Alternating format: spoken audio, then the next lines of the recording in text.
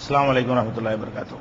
அல்ஹம்துலில்லாஹ் அல்ஹம்துலில்லாஹி நஹ்மதுஹு வ நஸ்தஈனுஹு வ நஸ்தக்ஃபிருஹு மின் துனிஹி வ நதவக்கலு அலைஹி வ நஊது பில்லாஹி மின் ஷுரூரி அன்ஃபுஸினா வ மின் ஸய்யிஆத்தி அஅமாலினா மன் யஹ்திஹில்லாஹு ஃபலா முضل له ومن يضلل فلا هادي له وأشهد أن لا إله إلا الله وحده لا شريك له وأشهد أن محمدا عبده ورسوله. கண்ணியத்திற்குரிய எல்லாம் வல்ல அல்லாஹ் ஜல்ல ஷானஹு தஆலாவின் நல்லடியார்களே, இஸ்லாம் கூறும் பொருளியல் என்ற இந்த தொடரிலே எந்த மாதிரியான பொருளாதாரத்தை நாம் தவிர்த்துக் கொள்ள வேண்டும் என்பதையும், அனுமதிக்கப்பட்ட பொருளாதாரம் என்ன என்பதையும் நாம் கடந்த சில நாட்களாக பார்த்து வருகிறோம். தடை செய்யப்பட்ட, நம்ம தவிர்க்க வேண்டிய பொருளாதாரம் என்னன்னு சொன்னா, இதுவரைக்கும் உங்களுக்கு 2 விஷயங்கள் தான் சொல்லப்பட்டிருக்கிறது. அது 1000 அடங்கும். 2 தலைப்பில் சொல்லப்பட்டிருக்கிறது. அதுக்குள்ள நிறைய விஷயங்கள் அடங்கும். ஒன்னு நமக்கு வரக்கூடிய பொருள் அடுத்தவருடையதா இருக்கக்கூடாது. அடுத்தவருடையது என்று எங்க எல்லாம் வருகிறதோ அது எல்லாம் நமக்கு ஹராம் ஆயிரும். அது வரவேண்டிய விதத்தில் வந்தால் அனுமதிக்கப்படும். வாரிசு முறையில, அன்பளிப்பு முறையில, தர்மங்கிற முறையில, ஜக்காத்துங்கிற முறையில, அந்த மாதிரி வந்தால் அது அனுமதிக்கப்படும். இரண்டாவதாக உள்ள விஷயம் என்னன்னு கேட்டா, ஒரு மனுஷன்றிருந்து நமக்கு வரக்கூடிய ஒரு பொருள் அவனை திட்டமிட்டோ திட்டமிடாமலோ ஏமாற்றி வந்ததா இருக்கக்கூடாது. வேணும்னு நம்ம ஏமாற்றக்கூடாது. நம்மளுக்கு தெரியாம கூட ஒருத்தனை ஏமாற்றி அந்த பொருள் நமக்கு வறுமையானால் அந்த பொருள் ஹராமு. அது மாதிரியான ஒரு பொருளாதாரத்தை நம்ம யூஸ் பண்ணக்கூடாது என்பதை 2 விஷயத்தை பார்த்திருக்கிறோம். அதனாலதான் இஸ்லாம் என்ன பண்ணுதுன்னு கேட்டா, அந்த வியாபாரத்துல முழு நிறைவு அடைய வேண்டும் என்பதற்காக வேண்டி 2 பேரும் பேரம் பேசி வாங்கிட்டாங்கன்னு சொன்னா அதுக்கு பிறகு கூட அவன் நம்ம ஏமாத்தணும்னு சந்தேகம் வரும். அதனால என்ன செய்து, பிரிகிறதுக்குள்ள வியாபாரத்தை கேன்சல் பண்ணிக்கலாம். 2 பேரும் அந்த சபையை விட்டு, கடையை விட்டு, அந்த நிறுவனத்தை விட்டு பிரிகிறதுக்கு முன்னாடி அவங்க வியாபாரத்தை கேன்சல் பண்ணக்கூடிய உரிமையை கூட இஸ்லாம் என்ன செய்யறது, அது வழங்குகிறது. அந்த கேன்சல் பண்ற விஷயமான ஒரு செய்தியை சொல்லிவிட்டு நம்ம 3வது அடிப்படைக்கு போகலாம். ஒருத்தன் நம்மள்ட்ட வாங்கிட்டு போயிட்டான், ஒரு பொருளை வாங்கிட்டு போயிட்டான். வாங்கிட்டு இடத்த காலி பண்ண உடனேயே அவனுக்கு அந்த பொருள் சொந்தமாயிரும், காசு நமக்கு சொந்தமாயிரும், வியாபாரம் முடிஞ்சு விட்டது. இனிமே அவன் ரிட்டர்ன் கொடுத்தா வாங்க தேவையில்லை நம்ம, ஏன்னா ஒன்னும் நிபந்தனை இல்லாம வாங்கிட்டு போயிட்டதுனால. ஆனால் ஒரு நல்ல ஒரு சிறந்த நிலையை ரசூல் ஸல்லல்லாஹு அலைஹி வஸல்லம் சொல்றாங்க. ஒருத்தன் விளங்காம வாங்கிட்டு போயிட்டான், கண்டிஷன் போடவே இல்லை, நல்ல பொருள் வாங்கிட்டு போயிட்டான். அதை விட உனக்கு தேவை வருது, நம்மகிட்ட கெஞ்சுவான் ஒரு வியாபாரத்தை, தெரியாம வாங்கிட்டாங்க. அப்ப சட்டப்படி நம்ம அதை ஏத்துக்கிற தேவையில்லை, முடியாது, வாங்கினதுதான், வித்ததுதான் சொன்னால் மார்க்கத்தில் பாவம் கிடையாது. நம்ம ஒருத்தனை வித்து விட்டோம், அவன் வாங்கிட்டான், போயிட்டு திருப்பி கொண்டு வந்தானே, ஆனால் இடத்தை விட்டு பிரியறதுக்கு முந்தி கொண்டு வந்தா அது ஒரு கணக்கு, கேன்சல் ஆக்கிடலாம். போயிட்டு திருப்பி கொண்டு வந்தானே, ஆனால் அப்ப நம்ம வாங்க மறுத்தால் மார்க்கத்தில் குற்றம் இல்லை. ஆனா அவனுடைய நிலைமையை பார்த்து தெரியாம வாங்கிவிட்டான், அவனுக்கு தேவையில்லைங்கிறான், இதை விட ஒரு பொருள் வாங்கணும்னு நினைக்கிறான், பஸ்ஸுக்கு டிக்கெட் எடுக்கணும், நீங்க எப்படியா கேன்சல் பண்ணி விட்டுருங்க, நீங்க ஜாமான வச்சுட்டு காசை தாங்க அப்படின்னு கேட்டால் ஒரு நல்ல சிறந்த நிலை என்னன்னு சொன்னா அதையும் வாங்கிக் கொள்ள, அதுக்கு பெரிய தரஜா இருக்கிறது. ரசூல் ஸல்லல்லாஹு அலைஹி வஸல்லம் சொல்றாங்க, மன் அகால முஸ்லிமன் அகாலஹுல்லாஹு அஸ்ரதஹு. யார் ஒருத்தன் ஒரு முஸ்லீம் வாங்கி வியாபாரத்தை வாங்கிக்கிட்டு வேணாம்னு சொல்லி அவன் கோரிக்கை வைக்கும் பொழுது அதை ஏற்று அதை கேன்சல் செய்கிறானோ அவனுடைய பாவங்களை அல்லாஹ் என்ன செய்யறான், கேன்சல் செய்கிறான். சட்டப்படி வியாபாரம் உறுதியாகிவிட்டாலும், சட்டப்படி வியாபாரம் நடந்து விட்டாலும் நம்ம ஒரு இறக்கப்பட்டு வேணாங்கிறியா, சரி உடுப்பா இல்லடா, அல்லா இருக்கான், வேற ஆள் வாங்கிட்டு போவான், நீ வாங்காட்டி என்ன இந்த கஷ்டப்படுறியா, இந்த வாங்கிக்க, பொருளை காசை வாங்கிக்க, என் பொருளை கொடு அப்படிங்கிற மாதிரி செய்வது ஒரு உயர்ந்த ஒரு அந்தஸ்து என்பதையும் நபிகள் நாயகம் ஸல்லல்லாஹு அலைஹி வஸல்லம் சொல்லி தந்திருக்கிறார்கள். இந்த நிலை வியாபாரிகள் என்ன செய்யணும், கடைபிடிக்கணும். அதை வாங்கினதுதான் அப்படின்னு சொல்ல சட்டப்படி உரிமை இருந்தாலும் உயர்ந்த தரஜாவை அடைய விரும்பக்கூடியவர்கள் என்ன செய்யணும், நான் அப்படி தள்ளுபடி பண்ணுவோமே, காசை தந்து ஜாமான கொடுத்துருவோமே அப்படின்னு நினைத்தால் சிறந்தது. இது அபூதாவுதுல 3001வது ஹதீஸாகவும் இப்னு மாஜாவுல 2190வது ஹதீஸாகவும் இருக்கிறது. இது ஒரு வியாபாரிகள் கடைபிடிக்க வேண்டிய, அதை ஏமாத்திடக்கூடாது, ஒருத்த மனம் வந்துடக்கூடாது என்பதற்காக செலுத்த வேண்டிய ஒரு கவனம் இது. அடுத்தபடியாக நபிகள் நாயகம் ஸல்லல்லாஹு அலைஹி வஸல்லம் காலத்துல ஒருத்தர் இருந்தார். அவர் கொஞ்சம் விவரம் இல்லாத ஆள், கொஞ்சம் மந்தமான ஆள் இருப்பாங்கல்ல, மூளை வளர்ச்சி குறைஞ்ச ஒரு ஆள். அவர் என்ன செஞ்சிடலாம், அந்த மாதிரி ஆளை ஈஸியா ஏமாத்திடலாம்ல. 5 ரூபா பொருள் 500 ரூபாய் வித்து போடலாம், டூப்ளிகேட் பொருளை ஒரிஜினல் வித்து போடலாம், தேவையில்லாத அவன் தள்ள கட்டி விட்டுறலாம், அவன் பாட்டுக்கு விளங்காம வாங்கிட்டு போயிடுவான். அப்ப நபிகள் நாயகம் ஸல்லல்லாஹு அலைஹி வஸல்லம் என்ன செய்யறாரு, ஒரு ஆளு முறையிடுறாரு. இன்னும் ஒரு அறிவிப்புல ஒரு குடும்பத்தார் முறையிட்டாங்கன்னு வருது. என்ன முறையிடுறாங்கன்னா, அல்லாஹ்வுடைய இந்த வியாபாரத்துடைய நெளிவு சுழிவு எனக்கு ஒன்றும் தெரியாது, நான் போய் வியாபாரம் பண்ண ஏமாத்தி போடுறாங்க, யாரை பார்த்தாலும் 1 கிலோ 1/2 கிலோ கொடுத்துறாங்க, எனக்கு ஒன்னும் தெரியாது நினைச்சுக்கிட்டு நல்ல பொருள் சொல்லி கெட்ட பொருளை கொடுத்துறாங்க. இப்படி நான் எப்ப பார்த்தாலும் என்ன எல்லாத்தையும் ஏமாந்துட்டு இருக்காங்க, ஏமாத்துறாங்க, பிறகுதான் எனக்கு தெரிய வருது, போனவனை பார்த்தா எல்லாம் திட்டுறாங்க, என்னடா இது போய் வாங்கிட்டு வந்திருக்கேன்னு கேட்கறாங்க அப்படின்னு சொல்லி அவர் என்ன செய்யறாரு, அவருடைய எனக்கு புரியாத ஒரு விஷயமா இருக்குது, இதை வச்சு என்னை எல்லாரும் ஏமாத்துறாங்க அப்படின்னு ரசூல் ஸல்லல்லாஹு அலைஹி வஸல்லம் முறையிடுறாரு. அப்ப ரசூல் ஸல்லல்லாஹு அலைஹி வஸல்லம் சொல்றாங்க, ஒவ்வொருத்தட்டையும் நீ வாங்கும்போது தான் என்ன செஞ்சுக்க, நீ வாங்கினாலும் சரி வித்தாலும் சரி இந்த வார்த்தையை கண்டிஷனை போட்டுரு. என்ன கண்டிஷன் போட்டுரு, இந்தப்ப எனக்கு விவரம்லாம் புரியாது, கரெக்டா இருக்கு, நீ சொல்றத நம்பி தான் வாங்கிட்டு போறேன், இதுல ஏதாவது குளறுபடி இருந்துச்சு இது நான் ஏத்துக்கிற மாட்டேன்னு சொல்லிட்டு வாங்கிட்டு போ. சொல்லும்போது என்ன செய்ய, எந்த பொருளை வாங்கினாலும் இப்ப நீ சொல்வது சரியாக எனக்கு படுது அதனால நான் வாங்குறேன், நான் போய் 4 பேர்ட்ட விசாரிக்கும் போது தப்புன்னு பட்டா திருப்பி கொண்டாந்து தந்துருவேன் அப்படின்னு வார்த்தையை சொல்லிட்டு நீ வந்து வாங்கிட்டு போ. அப்படி 3 நாளைக்கு வரைக்கும் உனக்கு அனுமதி இருக்கு. இந்த மாதிரி ஆட்களை, கொஞ்சம் விவரம் கட்ட ஆட்களை ஏமாற்றி வித்துட்டாங்கன்னு சொன்னா 3 நாளைக்குள்ள அவங்க வந்து திருப்பி கொண்டாந்து கொடுத்து வாங்கி ஆகணும். விவரம் இல்லாத ஆளா இருந்தா, விவரம் இல்லாத குழந்தைகள் எல்லாம் கூட வருவாங்க.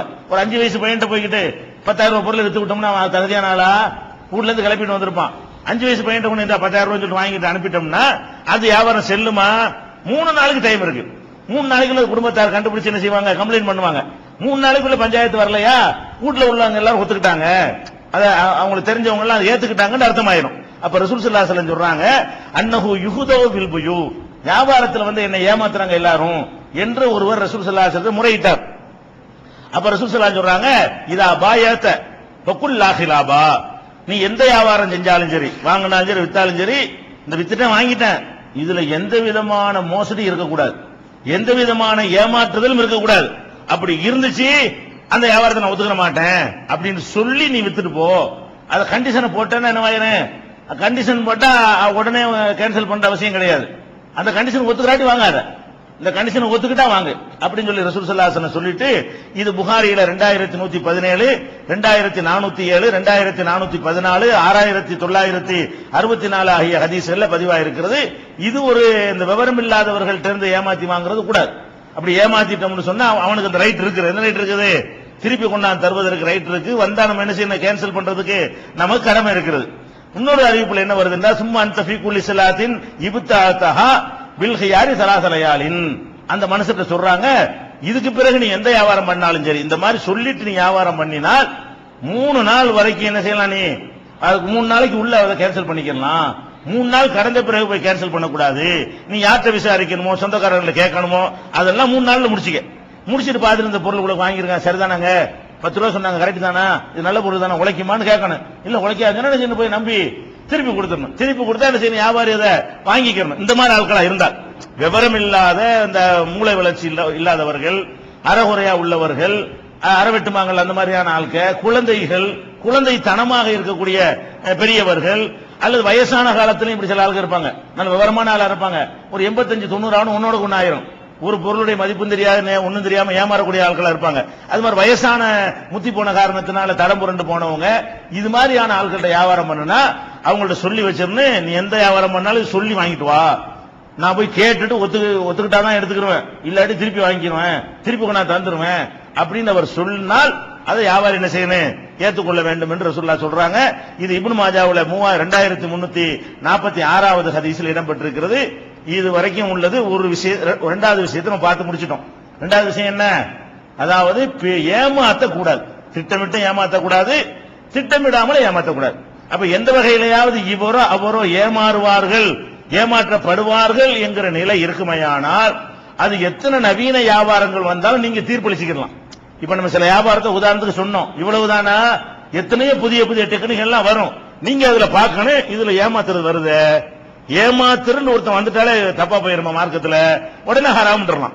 புதிய புதிய 20 இன்னொரு 1000 வருஷத்துக்கு பிறகு ஒரு டெக்னாலஜி கண்டுபிடிச்சு அவன் ஒரு புதிய வியாபார முறையை கொண்டு வந்தாலும் சரி, நீங்க என்னத்தை பார்க்கணும், ஏமாத்துறானா இவனும் அவனும் ஏமாத்துறானா, ஏமாத்தன் சாயல் இருக்குதான்னு பாருங்க, இருந்து தீர்ப்பளிச்சுட்டு போயிடலாம்.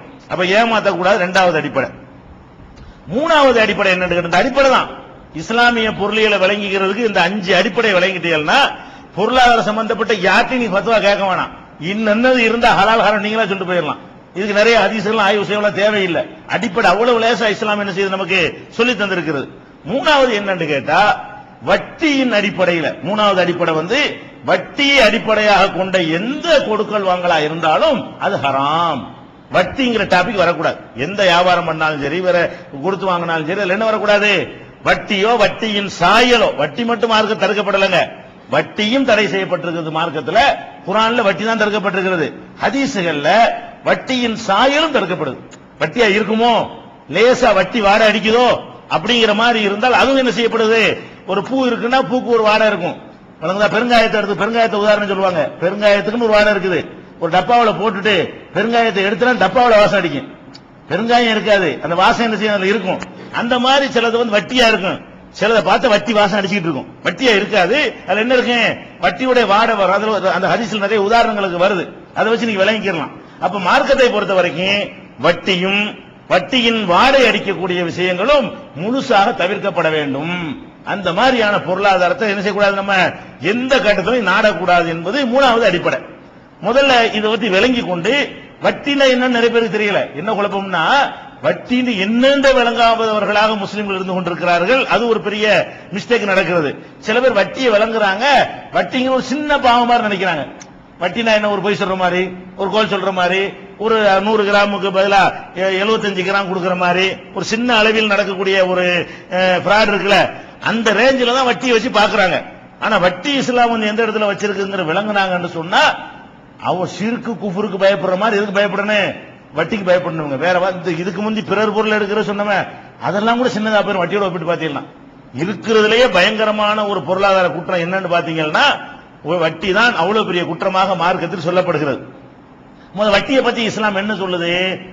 திருக்குறான் அல்லாஹ் சொல்லி காட்டுகிறான், அல்லதீன யக்குலுன ரிபா லா யகூமுன இல்லா கமா யகூமுல்லதி யதஹப்பத்துஹு ஷைத்தானு மினல் மஸ்.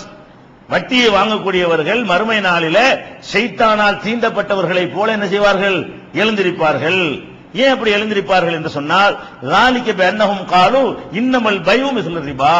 வியாபாரமும் வட்டி ஒண்ணு போலதான். இது வியாபாரமும் வட்டி ஒண்ணுதான். அதுலயும் என்ன செய்யறோம்? 10 ரூபாய்க்கு எங்க 11 ரூபாய்க்கு விற்கிறோம். இதுலயும் 10 ரூபாய்க்கு கொடுத்து 11 ரூபாய் வாங்குறோம். ரெண்டு ஒண்ணு தானே. 10 ரூபாய்க்கு ஒரு பொருளை வாங்கி 11 ரூபாய்க்கு விற்கிறோம். 10 ரூபாய் வட்டியை கொடுத்துட்டு 11 ரூபாய் வட்டி, 1 ரூபாய் சேர்த்து வட்டி வாங்குறோம். ரெண்டு ஒண்ணு தானே என்று அவர்கள் சொன்ன காரணத்தினால் இவர்கள் ஷைத்தான் பிடிக்கப்பட்டவர்களை போல என்ன செய்வார்கள்? மறுமையில எழுந்திருப்பார்கள் என்று சொல்லிட்டு அல்லாஹ் விளக்குனான். வஹல்லல்லாஹுல் பைஅ, வியாபாரத்தை அல்லாஹ் ஹலாலாக்கி இருக்கிறான், அனுமதித்திருக்கிறான். வஹர்ரமர் ரிபா, வட்டியை இறைவன் வந்து தடை செய்திருக்கிறான். ஃபமன் ஜாஅஹு மௌஇலத்து மிர் ரப்பிஹி, யாருக்கு இறைவனிடமிருந்து இந்த அறிவுரை கிடைத்து, இந்த போதனை வட்டியை ஹராமாக்கி இருக்கிறான் என்ற இந்த போதனை, இந்த அறிவுரை கிடைத்து, ஃபன்தஹா, இப்போதிலிருந்து விலகிக் கொள்கிறாரோ, ஃபலஹு மா ஸலப், இதுக்கு முந்தி அவர் சம்பாதித்த அவருக்கு உரியது. இன்னைக்கு தான் வட்டி இவ்வளவு பெரிய பயங்கர குற்றம்னு தெரியுது. இது வரைக்கும் வட்டி வாங்கினாரு, வட்டி தான் அவருடைய தொழிலா இருந்தது. இன்னைக்கு தான் என்ன செய்யறாரு? இவ்வளவு பயங்கரமா சாதாரண நினைச்சு வாங்கிட்டானுங்க அப்படின்னு இன்னைக்கு திருந்தி இனிமே வாங்க மாட்டேன்னு ஒரு முடிவு எடுத்து விட்டாரையானால், இதுக்கு முந்தி வட்டியில சம்பாதிச்சு வச்சிருப்பார்ல, அதெல்லாம் வச்சுக்கலாம் அவர். அல்லாஹ் சொல்றான், நான் சொல்லல, வழங்குதா? ஃபமன் ஜாஅஹு மௌஇலத்து மிர் ரப்பிஹி, யாருக்கு இறைவனுடைய அறிவுரை வந்து, அறிவுரை கிடைத்து, ஃபன்தஹா, உடனே விலகி கொள்கிறாரோ, ஃபலஹு மா ஸலஃப், அதுக்கு முந்தி உள்ளதெல்லாம் அவருக்கு சேர்ந்தது. வ அம்ருஹு இலல்லாஹ், அது அவருக்கு சேர்ந்ததுன்னா உலகத்துல அவருக்கு சொந்தமாக்கிடுவோம். வ அம்ருஹு இலல்லாஹ், அவருடைய காரியம் அல்லாஹ்வின் பக்கம் இருக்கிற. மன்னிப்பு கேட்டுட்டு இருக்கணும். அவர் செஞ்சதுக்கா அல்லாஹ் தனியா மன்னிப்பு கேட்கணும். ஆனா அவருக்கு சேர்ந்த அந்த காசு அவருடைய சொத்து என்று செய்வோம், அதை டிக்ளேர் பண்ணிடுவோம். ஒமன் ஆத, இந்த அறிவுரை எல்லாம் கிடைச்ச பிறகு திருப்பி செய்வானேயானால், வட்டினா இவ்வளவு பயங்கரமான குற்றம் தெரிஞ்ச பிறகு மீண்டும் வட்டி வாங்குவானேயானால், உலாயிக்க அஸ்ஹாபுன் நார், அவர்கள் நரகவாசிகள், ஹும் ஃபீஹா காலிதூன், அதில் நிரந்தரமாகவும் இருப்பார்கள். இதுதான் பயங்கரமான முத்திரை. அத வட்டி வாங்குறது வந்து இது வரைக்கும் நீ வட்டி தப்புன்னு விளங்கியிருப்ப, இவ்வளவு பெரிய தப்புன்னு விளங்கியிருக்க மாட்டேன். நிறைய பேர் விளங்கியிருப்பாங்க வட்டி தப்புண்டு, என்ன நினைச்சிருக்க மாட்டாங்க? நிரந்தரமா அந்த குஃபுர் மாதிரி, ஷிர்க் மாதிரி, இஸ்லாத்தை விட்டு வெளியே போனா எப்படி நிரந்தர நரகம் கிடைக்குமோ அந்த மாதிரி கொண்டு இது நம்மளை தள்ளிரும் அப்படின்னு விளங்காம, சின்ன தப்பு தான் நல்லா மன்னிச்சுக்கிறோம் அப்படின்னு யாராவது இதுக்கு முந்தி வட்டி வாங்கியிருப்பார்களே, ஆனால் இப்பதான் இந்த கடுமையான எச்சரிக்கை அவர்களுக்கு தெரிய வறுமையானால், இந்த வினாடியிலிருந்து வாங்க மாட்டேன் என்று அவர்கள் முடிவு செய்வார்களே, ஆனால் இதுவரைக்கும் வாங்கின விஷயம் என்ன இல்ல, அவங்களுக்கு சொந்தம். நீ வட்டி வாங்கின சொல்ல மாட்டோம், இனிமே தெரிஞ்சிட்டீல, நீ வாங்க மாட்டீல, இதன கடைசி, இந்த நிமிஷத்துக்கு வாங்க மாட்டேன் அப்படி முடிவெடுத்து விட்டால், ஃபலஹு மா ஸலஃப், முந்தி வாங்கின அவருக்கு சொந்தம் அப்படின்றான். இவ்வளவு கடுமையான விஷயத்தை தெரிஞ்சு விட்டு நீங்க வட்டி வாங்கினால் நரகவாசிகள் மாத்திரமில்ல, அதுல என்றென்றும் நிரந்தரமாக இருப்பீர்கள். சொர்க்கத்துக்கு வர இயலாது, சொர்க்கம் ஹராம் ஆகிவிடும். நரகத்துக்கு போனா போனதுதான். நம்முடைய ஈமான், நம்முடைய தொழுகை, நம்முடைய நோன்பு, நம்முடைய ஜக்காத்து, நம்முடைய தான தர்மங்கள், நம்முடைய தஸ்பீஹ், நம்முடைய திக்ர், நம்முடைய சமுதாய அறப்பணிகள் எதுக்கும் பயன் கிடையாது. நிரந்தர நரகம்னா இதுக்கெல்லாம் மார்க் இல்லைன்னு அர்த்தம். அப்ப இது விஷம் மாதிரி, பாய்சன் மாதிரி, பயங்கரமான விருந்து பிரியாணி கிரியாணி எல்லாம் போட்டு 2 சொட்டு சயனட்டை ஊத்திவிட்டா எல்லாம் முடிஞ்சு வச்சுக்காது. பிரியாணின்னு பாப்போமா, எல்லாம் காலியா, அது ஒண்ணுக்கு இல்லாம போயிடும். அந்த மாதிரி விஷம் இது, எல்லாத்தையும் அழிக்கக்கூடிய பயங்கரமான கொடிய விஷம் எது? வட்டி என்பது நம்முடைய அமல்களை பூரா அழிச்சு விடுது, ஈமானு கூட அழிச்சு விடுது. ஈமான் இருக்கு, அல்லாஹ் நம்பிலாம் இருப்போம், அதுக்கு மார்க் இல்லாம போயிடுது. நிரந்தரமா நரகத்துக்கு போனா என்ன இல்ல, அந்த ஈமானுக்கு எந்த ஒரு மதிப்பும் இல்லாம போய்விடுது என்று இவ்வளவு கடும் எச்சரிக்கையை அல்லாஹ் இது கொடுக்கிறான். எது கொடுக்கிறான்? ஷிர்க்குக்கு நிரந்தர நரகம்ங்கிறான். ஷிர்க்குன்னா அல்லாஹ்வுக்கு சமமா வேற ஆளை கருதுவது. குஃபுர்னா என்னது? அல்லாஹ்வே இல்லைங்கிறது. கடவுளை இல்லை என்று சொன்னா குஃபுர், நாத்தியம், இறை மறுப்பு. இறை மறுப்புக்கு நிரந்தர நரகம். இறைவன் இருக்கிறான், இவர் இருக்கிறாருன்னு சொல்லி அல்லாஹ்வுக்கு ஜோடி ஆக்கிட்டீங்கன்னா, அல்லாஹ் கூட்டாளி ஏற்படுத்தினீங்கன்னா அதுக்கு நிரந்தர நரகம். கொலை செஞ்சா, தற்கொலை செஞ்சா அதுக்கு நிரந்தர நரகம். அந்த லிஸ்ட்ல எதுவும் வருது? வட்டி வாங்கி சாப்பிட்டால் அவர்களுக்கு நிரந்தர நரகம், மீளவே முடியாது. அப்ப நம்ம வட்டி ரொம்ப கேர்ஃபுல்லா நம்ம கவனிக்கணும். வட்டினா என்னங்கிறதையும் கவனிக்கணும். நம்முடைய கொடுக்கல் வாங்கல இது வரைக்கும் வட்டிகள் இருந்திருக்கிறதா, அதுல நம்ம மாட்டிக்கிட்டு இருக்கிறோமா, தெரியாம வட்டி இல்ல, வட்டியை வட்டி இல்லைன்னு நினைச்சு வாங்கிட்டு இருக்கிறோமா என்பதெல்லாம் உன்னிப்பாக கவனித்து இந்த அறிவுரை இப்படி நம்ம வாழ்க்கை என்ன செய்யணும், அமைத்துக் கொள்ள வேண்டும். இது திருக்குர்ஆன்ல 2வது அத்தியாயத்தில் 275வது வசனத்தில் இவ்வளவும் இருக்குது. இப்ப சொன்ன விஷயங்கள்லாம் இதுல இருக்கு. சூரத்துல் பக்கராவுல 275வது வசனத்தில் இருக்கிறது. அதே மாதிரி 276ல எல்லாம் சொல்லி காட்டுறான். எதுக்குடா வட்டி வாங்குறீங்க, அந்த நோக்கத்தை வர்றான். வட்டி வாங்கி நல்ல பெருகலாம் தான் நினைச்சிட்டு இருக்கிற, பயங்கரமா பணத்தை சேர்க்கலாம் தான் நினைச்சிட்டு இருக்கிற. யம்ஹகுல்லாஹு ரிபா, வட்டியை அல்லாஹ் அழிப்பான். யுர்பி சதகாத், தான தர்மங்களை அல்லாஹ் வளர்ப்பான். அதனால நீ என்ன செஞ்சிடக்கூடாது, காசுக்கு ஆசைப்பட்டு நீ வட்டியில் போய் விழுந்துடாத. வல்லாஹு லா யுஹிப்பு குல்ல கஃபாரின் அஸீம், நன்றி கெட்ட பாவிகளுக்கு அல்லாஹ் விரும்ப மாட்டான். வட்டி வாங்குறவன் யாரா? நன்றி கெட்ட பாவிகள். நான் இவ்வளவு பணத்தை கொடுத்திருக்கிறேன், அதை ஏழைகளுக்கு தானமா கூடுறா, கூட தந்தத உதவியா கூடுறா, கடனா கூடுறா, அப்படிங்கிறதுக்கு நான் கொடுத்திருக்கிறேன். அவன் அதை வட்டியா கொடுத்து என்ன செய்யறான், மக்களை சுரண்டான், இவன் நன்றி கெட்டவன், இவன் அல்லாஹ் நேசிக்க மாட்டேன் என்று சொல்லி 2:270 அடுத்த வசனத்துல 2:276ல இதை அல்லாஹ் சொல்லி காட்டுகிறான். அந்த மாதிரியான ஒரு விஷயம் இருக்கிறது. அதே மாதிரி அல்லாஹ் என்ன சொல்றான்னு கேட்டா, ஈமான் இருக்கிறதுக்கு அடையாளமே வட்டியிலிருந்து விலகிறது தானா. யா அய்யுஹல்லதீன ஆமனு, மூமின்களே, நம்பிக்கை கொண்டவர்களே, இத்தகுல்லா, அல்லாஹ்வுக்கு பயப்படுங்கள். வதரு மா பகி மினர் ரிபா, வரவேண்டிய வட்டி இருந்தால் விட்டு விடுங்க. இன்னைக்கு இதை திருந்துறீங்க. இன்னைக்கு ஒருத்தன் திருந்துறான், இது வரைக்கும் 10 லட்சம் ரூபாய் வட்டி வாங்கி வச்சுட்டான், இன்னொரு 10 லட்சம் ரூபாய் வர வேண்டி இருக்கிறது. இன்னொரு 10 லட்சம் இன்னைக்கு தான் திருந்த போறாங்க. இன்னைக்கு அறிவுரை கிடைக்குது. இன்னைக்கு உள்ள கண்டிஷன் என்ன, இது வரைக்கும் வட்டியில ஒரு 10 லட்சம் ரூபாய் லாபம் கிடைச்சிருக்கு. அவனுக்கு லாபம்னு சொல்லக்கூடாது, அவனுக்கு அதிகமா கிடைச்சிருக்கு. லாபம்டா வியாபாரமா போயிடும். இன்னைக்கு வரைக்கும் 10 லட்சம் ரூபாய் வட்டியில நினைச்சிருக்கான், மக்கள்கிட்ட சுரண்டி வச்சிருக்கான். இப்ப இன்னைக்கு திருந்த போறான், இன்னும் 10 லட்சம் ரூபாய் அவனுக்கு வர வேண்டியிருக்கு வெளியில, அசல் போக. அசல் அங்கங்க நிக்குது, அசலுக்கு வர வேண்டிய வட்டி எவ்வளவு இருக்கிறது, 10 லட்சம் ரூபாய் இருக்குன்னு வைங்களேன். இப்ப இவன் என்ன முடிவு எடுக்கிறது, ஏற்கனவே உள்ளது அவனுக்கு கூடும்ன்றதுனால ஏற்கனவே கொடுத்தெல்லாம் கலெக்ஷன் பண்ணிக்கலாமா? அதுக்கு எல்லாம் என்ன சொல்றான்னு கேட்டா, யா அய்யுஹல்லதீன ஆமனு, நம்பிக்கை கொண்டவர்களே, இத்தகுல்லா, அல்லாஹ்வை பயப்படுங்கள். வதரு மா பகி மினர் ரிபா, வர வேண்டிய வட்டி விட்டு விடுங்கள். வந்தது இது வரைக்கும் வாங்கினது வச்சுக்க, இனிமே யார்ட்டையெல்லாம் வட்டிக்கு ரூபா கொடுத்துரு, அவன்கிட்ட போய் நீ 10,000 வாங்கினீங்கள 10,000 மட்டும் கொடு, நீ 7,000 வாங்கினீங்கள 7,000 மட்டும் கொடு, நீ 2,000 மட்டும் கொடு, வட்டி தர வேணாம், அசல் வாங்கிக்கிறேன். இனிமேல் உங்களுக்கு யார் கடன் கொடுத்த ஆள்கிட்ட வட்டி வர வேண்டி இருந்தால் அது என்ன செய்யணும், எனக்கு வட்டியை தந்துடாதீங்க என்று அதை விட்டு விடுங்கள் சொல்லிட்டு அல்லாஹ் சொல்றான். இன் குன்தும் மூமினீன், நீங்கள் நிஜமா மூமின்களா இருந்தால் இதை செய்யுங்க. அப்படின்னு என்ன அர்த்தம், இதை செய்யாட்டி மூமின் இல்ல. அல்லாஹ் மூமினுக்கு என்ன அளவுகள் வைக்கிறான், நீங்க வர வேண்டிய வட்டியை விட நீங்கள் தயாரா இல்லை என்று சொன்னால், புதுசா வேண்டாம் நான் கொடுக்க மாட்டேன், ஏற்கனவே கொடுத்த மட்டும் கொஞ்சம் கலெக்ஷன் பண்ணிக்கிறேன் அப்படின்னு வந்தா, புதுசா வேண்டாம் கொடுக்காம இருப்ப, இதுவரைக்கும் ரூபா கொடுத்துருக்கேன்ல வட்டின்னு சொல்லி அக்ரிமெண்ட் போட்டு தான் நான் கொடுத்துருக்கிறேன், அதை மட்டும் வசூல் பண்ணிக்கிறேன்னு ஒருத்தன் சொன்னா அவனே மூமின் இல்ல. அப்ப அல்லாஹ் என்ன பண்றான், இன் குன்தும் மூமினீன், நீங்கள் மூமின்களாக இருந்தால் வர வேண்டிய வட்டி ஏதாவது உங்களுக்கு இருக்குமேயானால் அதை விட்டுருங்க, அசலை மட்டும் வாங்கிக்கிறங்க என்று 2:278ல அல்லாஹ் இதுவும் ஒரு கடுமையான எச்சரிக்கையாக நமக்கு தருகிறான். சரி, இப்பெல்லாம் செய்யாட்டி என்னவாக, அடுத்துதான் முக்கியமான விஷயம். இல்லம் தஃபாலு, இப்படி நீங்கள் செய்ய தவறினால் இன்னையிலிருந்து விலகவும் தவறுறீங்க, வர வேண்டிய வட்டியை தள்ளுபடி செய்யவும் தவறுறீங்க. இன்னையோட திருந்திக்கிறேன், இன்னும் வட்டி தொழில் செய்ய மாட்டேங்கிற முடிவுக்கு வர மாட்டேங்கிறீங்க. ரெண்டாவது சரிங்க, ஏற்கனவே கொடுத்ததையும் நான் வசூல் பண்ணி தான் தீருவேன் அப்படி நிக்கிறீங்க. இப்படி நீங்கள் இருப்பீர்களே ஆனால் ஃபஅதனு பிஹர்பி மினல்லாஹி வ ரசூலிஹி, அல்லாஹ்வுக்கும் அல்லாஹ்வுடைய ரசூலுக்கும் எதிரான ஒரு யுத்தத்திற்கு ரெடி ஆகிக் கொள்ளுங்கள். நீங்க செய்வது எனக்கு எதிராக போர். நீங்க சாதாரண வேலை செய்யல. ஒருத்தன் தொழுவாட்டா கூட அவன் அல்லாஹ்வுக்கு எதிராக போர் செய்யறான்னு சொல்ல முடியாது. அல்லாஹ்வுடைய கட்டளை மீறான்னு சொல்லுவோம். நோன்பு வைக்கலன்னா என்ன செய்வோம்? அல்லாஹ்வுடைய ஒரு ஆர்டரை மீறி இருக்கிறான். ஆர்டரை மீறது என்பது வேற, திருப்பி அடிக்கிறது என்பது வேற. ஒரு அரசாங்கம் ஒரு கட்டளை எடுதுங்க, ஃபைன் போலீஸ்காரன் டிராபிக் கண்டிப்பா என்ன செய்யணும், அடே ஃபைன் குடுறாங்கறான், மாட்டேன்னு சொல்லி எடுத்து வண்டி ஓடி போறீங்க, அது ஒரு கணக்கு. கத்தி எடுத்து குத்த போனா ரெண்டு ஒண்ணா? ஃபைன் கட்ட மாட்டேன்னு ஓடுறதும் அல்லது டிராபிக்ல மாட்டிக்கிட்டோம் போலீஸ்காரன் பிடிக்கிறான் இருக்கு, தப்பிச்சு ஓடி போயிடுறோம், இது என்னது? கட்டுப்பட மறுக்கிறது. சட்டத்துக்கு கட்டுப்பட மறுக்கிறது. அந்த சட்டத்தை காக்கிறதுக்கு நிப்பான ஒருத்தன் அவன்கிட்ட போய் நின்று இருக்கு, என்ன லைசன்ஸ், என்கிட்ட லைசன்ஸ் கேட்பேன் நீ அப்படின்டா, இது என்னது? யுத்தம். இது அரசாங்கத்துக்கு எதிராக நடக்க டிக்ளேர் பண்ற போர். அப்ப வட்டி என்ன மாதிரி விஷயம் கேட்டா, சட்டத்தை மீறுகிற குற்றம் கிடையாது. நீங்க வேற எந்த பாவம் செஞ்சாலும் மீறுறீங்கன்னு அர்த்தம். விளங்குதா? வேற தப்பு செய்றீங்கன்னா அல்லாஹ் ஒரு ஆர்டர் பண்றான், அதை மீறுறீங்கன்னு அர்த்தம். வட்டி ஒருத்தன் வாங்கினான் என்று சொன்னால் அவன் என்ன செய்யறான்? நீ வர்றியாடா சண்டைக்கு நல்லா கூப்பிடுறான். வட்டி வாங்குற என்ன செய்யறான்? என்னடா அல்லாஹ் வர்றியா பாப்போம், நீ நான் பாத்துக்கிறோமா அப்படின்னு அல்லாஹ்ட்ட சண்டைக்கு ஒருத்தன் கூப்பிட்டா எப்படியோ அப்படி அல்லாஹ் இதை எடுத்துக்கொள்கிறான். அப்ப அல்லாஹ் அவனுக்கு எதிராக யுத்தம் டிக்ளேர் பண்ணா என்னத்தை கொடுப்பான்? நிரந்தர நரகத்துக்கு. விளங்குற விஷயம். ஏன் நிரந்தர நரகம் கொடுக்கிறான்? நீ வட்டி வாங்கி விட்டேன் என்று சொன்னால் நீ எனக்கு எதிராகவும் ரசூலுக்கு எதிராகவும் போர் பிரகடனம் செய்திருக்கிறாய். யுத்தத்துக்கு ரெடி, சண்டைக்கு ரெடிங்கிற. யாரோட சண்டைக்கு ரெடிங்கிற? என்னோட நீ சண்டைக்கு ரெடிங்கிறியா? அப்ப அல்ல தன்னோட சண்டைக்கு ரெடிங்கிற மாதிரி ஒரு கடும் வார்த்தை எல்லாம் யூஸ் பண்றான்னு சொன்னா அந்த வாடை அடிக்கலாமா நம்ம மேல?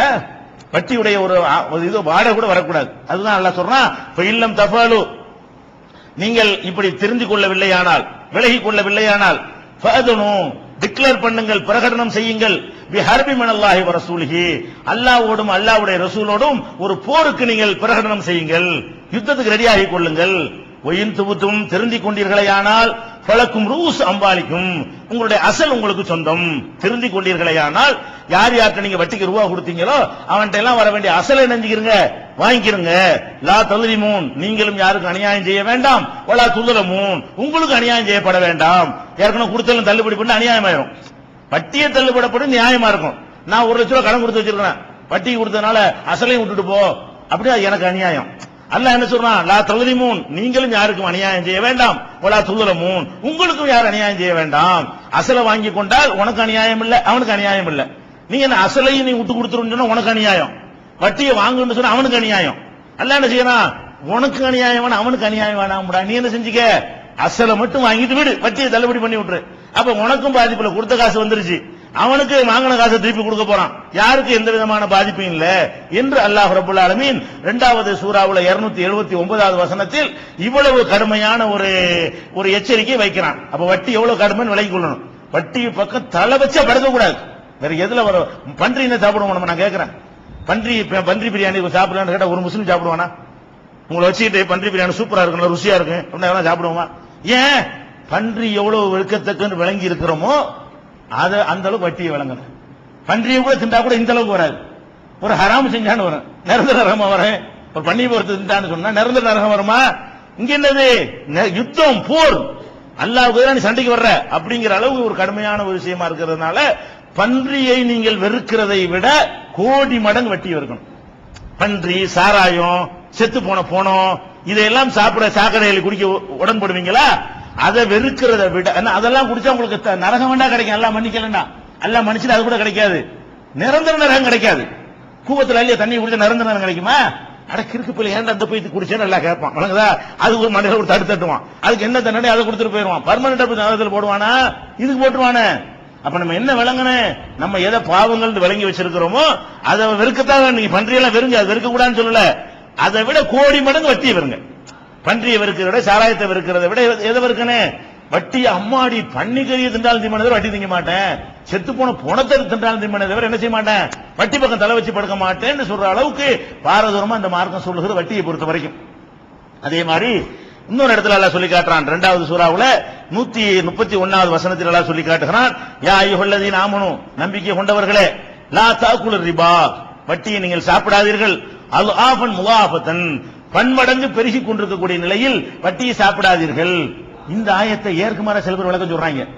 பன்மடங்கு பெருகிறதுனா மல்டி வட்டி தான் கூடாது. பன்மடங்கு பெருகுதுல மல்டி வட்டி கூடாது, சிங்கிள் வட்டி கூடும்.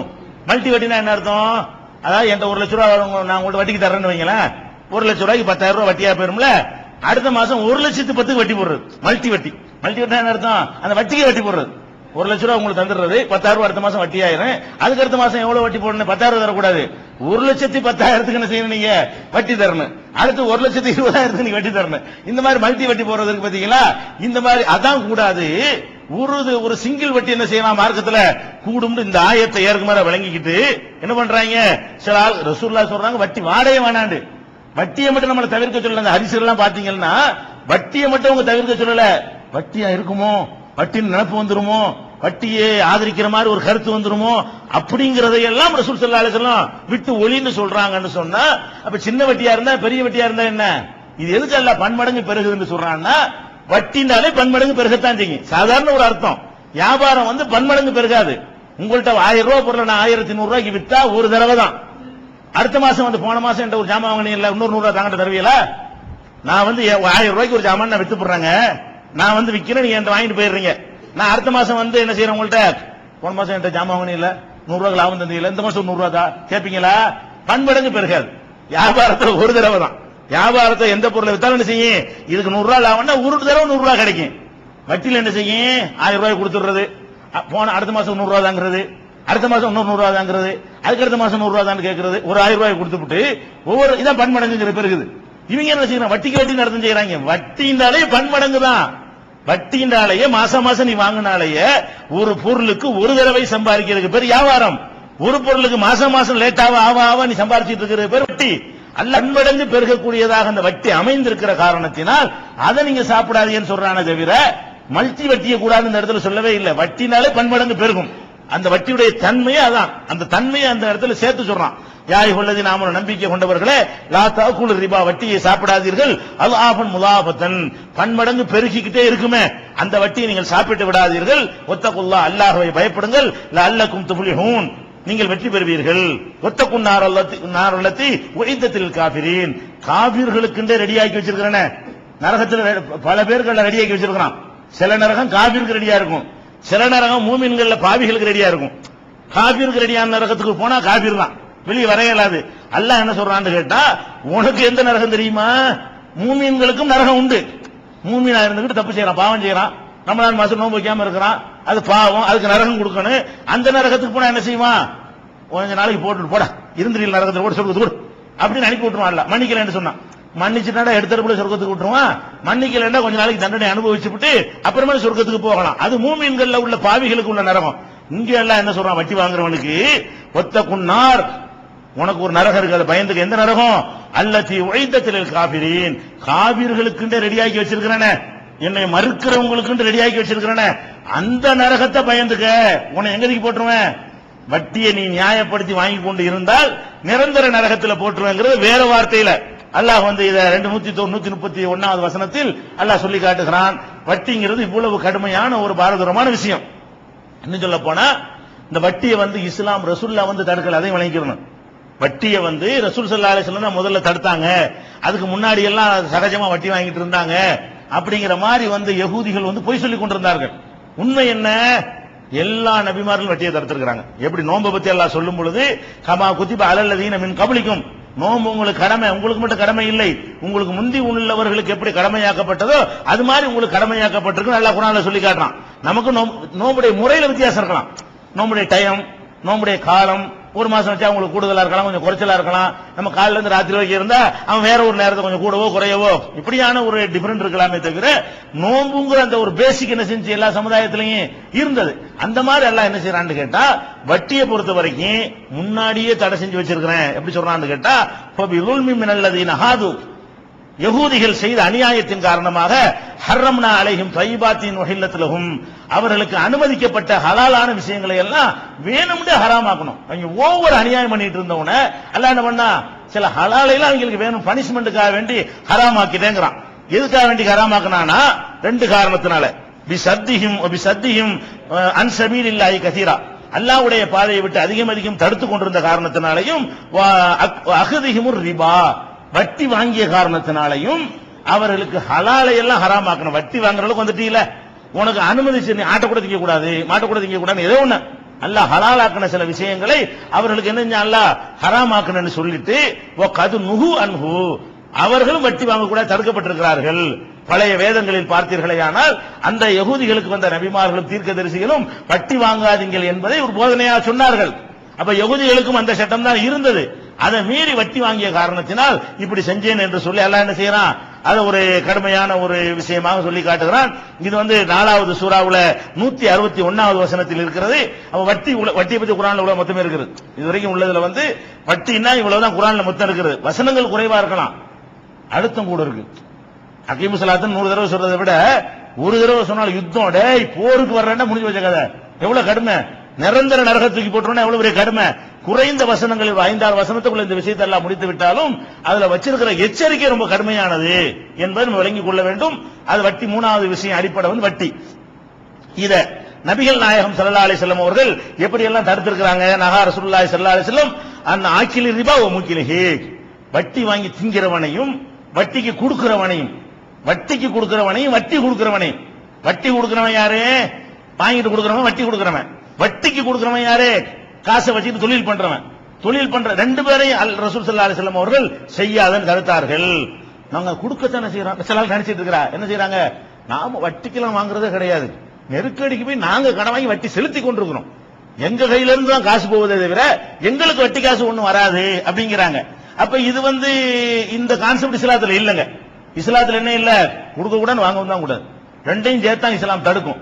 அப்ப ரசூல் ஸல்லல்லாஹு அலைஹி வஸல்லம் தடுத்தார்களா, வட்டியை சாப்பிடுறான சாப்பிடக்கூடியவனையும் ரசூல் ஸல்லல்லாஹு அலைஹி வஸல்லம் தடுத்தார்கள், வட்டி சாப்பிட கொடுக்கறான அவனையும் ரசூல் ஸல்லல்லாஹு அலைஹி வஸல்லம் தடுத்தார்கள்.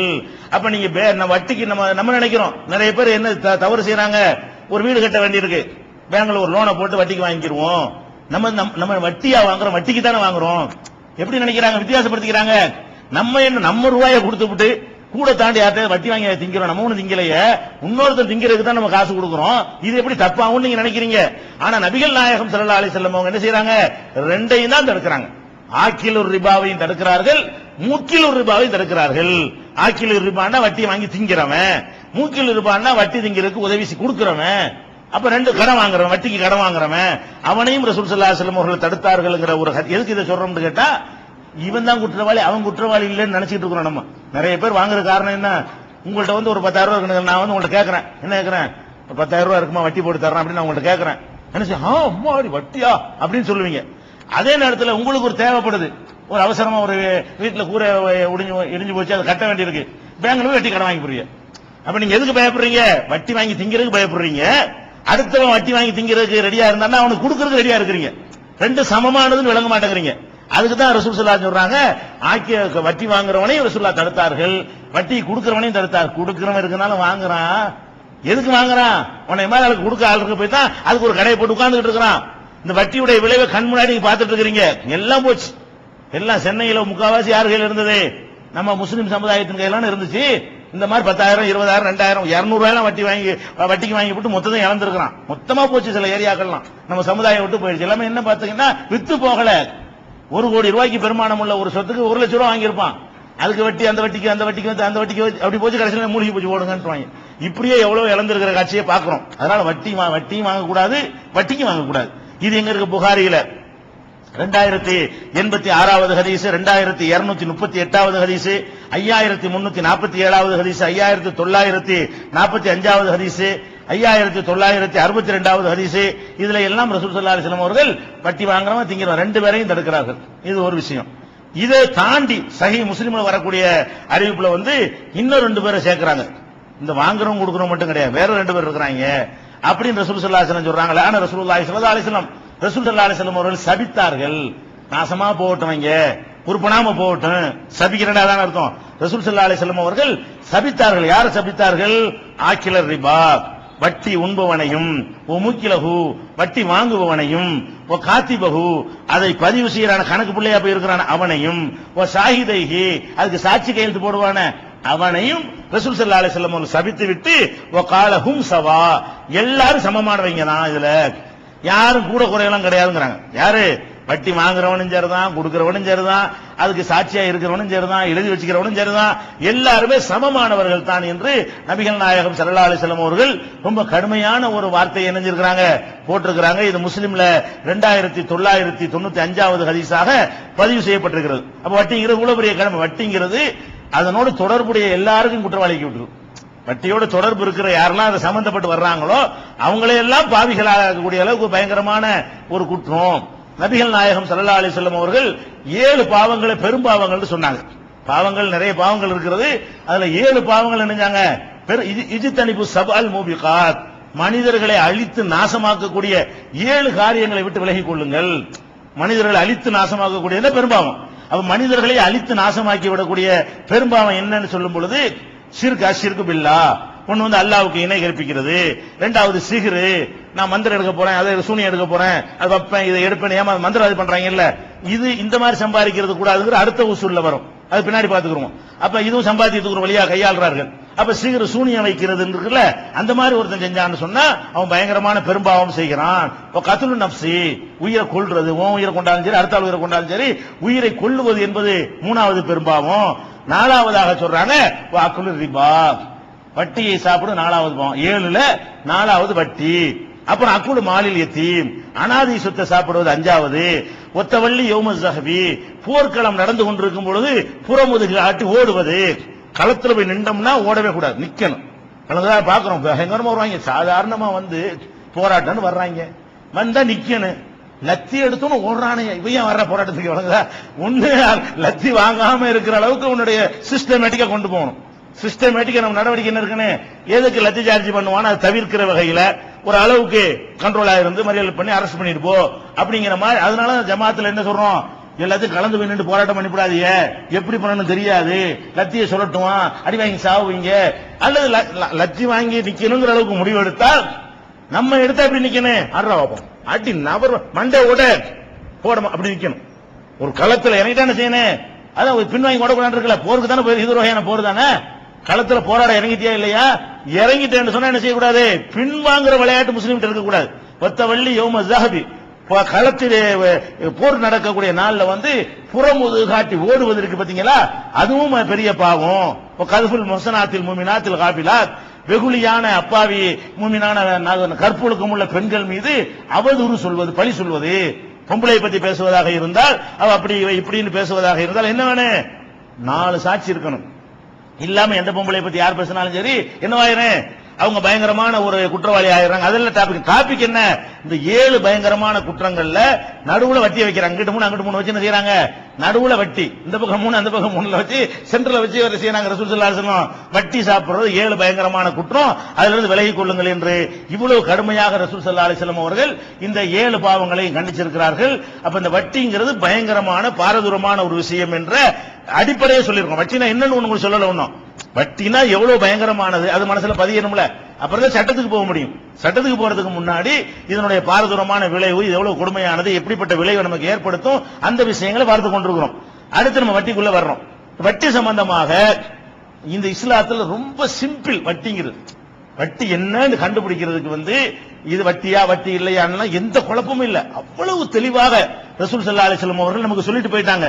ஆனாலும் வந்து என்ன செய்யறாங்கன்னா, ஒரு ஹதீஸ் இருக்கு, புகாரியில ஒரு ஹதீஸ் இருக்குது, அதை வச்சுக்கிட்டு வட்டியில நிறைய குழப்பம் இருக்குது அப்படின்னு நிறைய பேர் என்ன செய்யறாங்க, வாதிட்டு கொண்டு இருக்கிறார்கள். ஃபிக்ஹ் கிதாபுகள்லையும் மார்க்க அறிஞர்களுடைய உரைகள்லையும் இதை அடிக்கடி யூஸ் பண்றாங்க. என்ன இருக்குன்னு கேட்டா, உமர் ரலியல்லாஹு சொல்றாங்க, உமர் ரலியல்லாஹு சொல்றாங்க, நபி ஸல்லல்லாஹு அலைஹி வஸல்லம் அவர்கள் 3 விஷயங்களை நமக்கு தெளிவுபடுத்தாம மௌத்தாயிட்டாங்க. 3 விஷயங்கள் நமக்கு முழுமையா என்ன செய்யல, தெளிவாக்கல. இன்னும் கொஞ்ச நாளைக்கு இருந்து எல்லாத்தையும் தெளிவுபடுத்திட்டு போயிருந்தா எங்களுக்கு நல்லா இருக்கும். அந்த 3 விஷயம் என்னன்னு கேட்டா, அதாவது பாட்டி இருக்கல, ஒருத்தனுக்கு பாட்டிக்கு எவ்வளவு சொத்துரிமை, நான் மூத்தா போயிட்டேன்னு சொன்னா என்னுடைய சொத்துல அம்மாவுக்கு எவ்வளவு சொல்லப்பட்டிருக்குது, பாப்பாவுக்கு எவ்வளவு சொல்லப்பட்டிருக்குது, பாட்டிக்கு சொல்லப்பட்டிருக்கான்னா சொல்லப்படல. இதை ஒரு சொல்ல தெளிவுபடுத்தாம போயிட்டாங்க. யார் சொல்றா, உமர் ரலியல்லாஹு சொல்றாங்க. அடுத்து என்ன செய்யணும், கலாலனா வாரிசே இல்லாத ஒருத்தனுடைய சொத்தை எப்படி பங்கிட்டுக் கொள்ளணும், புள்ளகுட்டி இல்லாத ஒருத்தனுடைய சொத்தாக இருந்தால் அதை எப்படி பங்கிட்டுக் கொள்ளணும் என்பதை பற்றி ரசூலுல்லாஹ் தெளிவுபடுத்தல. 3வது அபுவாபுன் மின் அபுவாபிர் ரிபா, வட்டி சம்பந்தமான சில விஷயங்களை ரசூலுல்லாஹ் தெளிவுபடுத்தாம போயிட்டாங்க அப்படின்னு உமர் ரலியல்லாஹு அன்ஹு அவர்கள் சொன்னதாக புகாரியில 5588வது ஹதீஸில் பதிவு செய்யப்பட்டிருக்கிறது. இதை வச்சுக்கிட்டு வட்டிக்கு ரசூலுல்லாஹ் தெளிவுபடுத்தல அப்படின்னு நிறைய பேர் வாதிடுறாங்க. இதுல வந்து ரசூலுல்லாஹ் தெளிவுபடுத்தலன்னா அது எங்க போய் விடும், அல்லாஹ் தெளிவுபடுத்தலன்னு அர்த்தம். இந்த மார்க்கத்தை அல்லாஹ் சொல்றா முழுமையாக்கிட்டாரு, அவர் விளங்காம சொன்னாரு. அவருக்கு உமர் ரலியல்லாஹு அன்ஹுக்கு அவர் மேல டேமேஜ் வரக்கூடாதுங்கிறதுக்காக யாரா டேமேஜ் ஆக்குறாங்க, அல்லாஹ்வை டேமேஜ் ஆக்க ரெடியா இருக்கிறாங்க. அல்லாஹ்வுடைய ரசூலை டேமேஜ் ஆக்குவாங்களாம். எப்படி உமர் எல்லாம் சொல்லிட்டாங்கல்ல, அதனால அல்லாஹ் தெளிவுபடுத்தல, அல்லாஹ் கம்ப்ளீட் பண்ணாம விட்டுட்டான். ஆனா அல்லாஹ் குர்ஆன்ல என்ன சொந்தம் கொண்டாடுறான்? அல் யௌம அக்மல்து லக்கும் தீனக்கும், நான் உங்களுக்கு மார்க்கத்தை இன்னைக்கு முழுமையாக்கிட்டேங்கிறான். நான் ஃபுல் ஆக்கிட்டேன், குறை வைக்கலங்கிறான். ஃபுல் ஆக்கிட்டேன்னு அர்த்தம் எல்லாம் விளக்கப்பட்டிருக்குன்னு அர்த்தம். நம்மளே பார்த்தா விளங்குது, அவ்வளவு தெளிவா ரசூலுல்லாஹ் சொல்லி இருக்காங்க. இவருக்கு சில ஹதீஸ் கிடைக்கல. உமர் ரலியல்லாஹு அன்ஹு பொறுத்த வரைக்கும் அவரே பல சந்தர்ப்பங்கள்ல தப்பு தப்பா சொல்லி என்ன செய்வாரு, சஹாபாக்கள் சுட்டி காட்டின உடனே ஆமாமா நாங்க என்னப்பா வியாபார துறையில ஈடுபட்டோம், நீங்க மாதிரி அதிக ரசூலுல்லாஹ் போய் அதிகமா உட்கார்ல இல்ல, தெரியாம போச்சு, அப்படி எல்லாம் நிறைய தடவை நினைஞ்சிருக்காரு. அவரே சொல்லிவிட்டு அவர் வாபஸ் வாங்கி இருக்கிறாரு. அந்த மாதிரி வட்டி சம்பந்தமான நிறைய ஹதீஸ்கள் அவர் கிடைக்காதனால அவர் அந்த வார்த்தையை சொல்லியிருக்க கூடாது. இந்த வார்த்தை ரொம்ப கடுமையான வார்த்தை. உமர் ரலியல்லாஹு அன்ஹு சொன்னாலும் சரி, இந்த அல்லாஹ்வுடைய ரசூலுக்கு எதிராக ஒன்னு சொல்வதாக இருந்தால் அது யார் சொன்னாலும் ஒத்துக்க முடியாது. அதுல நம்ம கடுமையை காட்டுவோம். நம்ம வழங்குதா, அல்லாஹ் மார்க்கத்தை சரி பண்ணலன்னு சொல்வார்களே, ஆனால் அது யார் சொன்னாலும் இந்த சொல்லு ரொம்ப கடுமை. இந்த சொல்லு உமர் ரலியல்லாஹு அன்ஹு சொன்னாலும் சரி, இது ரொம்ப ராங்கான சொல்லுதான். இதுல எந்த விதமான காம்ப்ரமைஸோ மாற்றுக்கிறது கிடையாது. அல்லாஹ்வுக்காக முரசப்படுவதும் அல்லாஹ்வுடைய ரப்ப இதானடா வட்டிங்கிறதுங்கிறாங்க. ரசூலுல்லாஹ் என்ன சொல்றாங்க, அவ்வஹ் 500 ரிபா 500 ரிபா, இதான் வட்டி, இதுக்கு பேர் தான் வட்டிங்கிறாங்க. வட்டியோட வாடையவே இது வட்டினால இதானப்பா.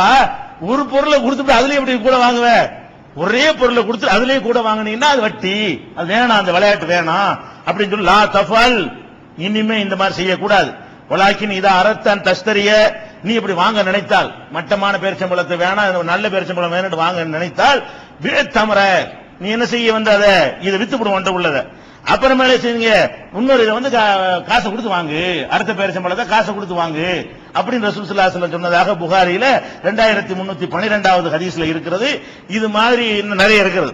வட்டியில என்னன்னு விளங்குறதுக்கு முன்னாடி அது சம்பந்தமா எல்லா ஹதீஸையும் நீங்க உள்வாங்கி வச்சுக்கணும். உள்ளுக்குள்ள இருந்தா தான் வட்டி இதான் வட்டிங்கிறது உங்களுக்கு என்னமாக குழப்பம் இல்லாம தெளிவாகும். அதனால வட்டி என்னங்கிறது இல்ல உள்ள போக வேணாம்.